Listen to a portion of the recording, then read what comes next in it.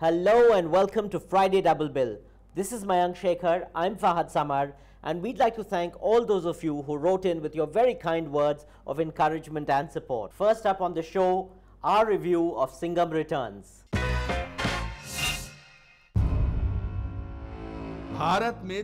Singham Returns is the sequel of Rohit Shetty's 2011 hit film Singham.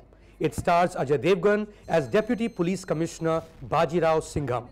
Singham mainly returns in this film to cleanse the politics of Maharashtra. The most powerful person in the state is not the chief minister, but a godman who lords over a coalition government. This Chandra Swami type godman gets away with assassinating the top honest politician of the state, who is played by Anupam Kher. Anarchist Singham and his rebellious police force take it upon themselves to teach the godman and his goons a lesson. A key lesson the audience must learn from this film is to wear earmuffs when they enter the theatre.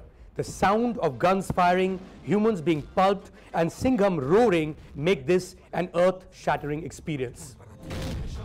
Well, let's get one thing very clear at the very outset.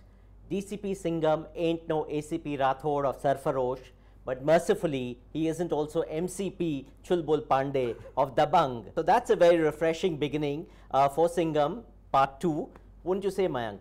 Well, this business of delivering poetic justice in about 3 hours to the public, where the audience personified by the hero takes on the goons, mostly the netas, has been going on for a very long time, Fahad. I mean, in the 70s, we had those Angry Young Man films of Amitabh Bachchan. We called him Angry Young Man as if it was the public, seeing him as an agent of change. But I think we've always had these films. They're watched purely because of the action. And even in the 90s, for that matter, the NRI movies that were set among, Indian families set abroad, Switzerland, etc., etc. Even back then, Ajay Devgn movies in the mid-90s, movies like Jung, Gunda Raj, Dil Jale, they used to be big hits in the hinterland of the small towns and single screen. I think this is your typical single screen cinema movie, which I guess will be loved only by that audience that has loved Singham in the first place.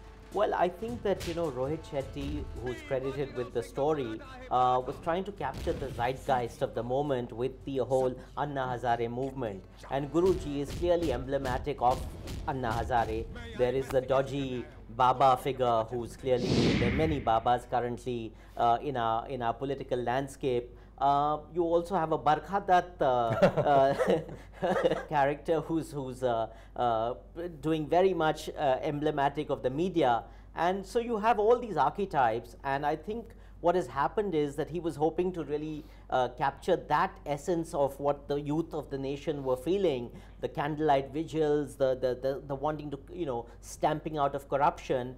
And unfortunately, that movement died down very quickly, and what you're left with is now a very irate police force who just remove their vardi and march through the streets in their vests, and that's that movie. Well, it's far too many 100 feet over the top for my sake.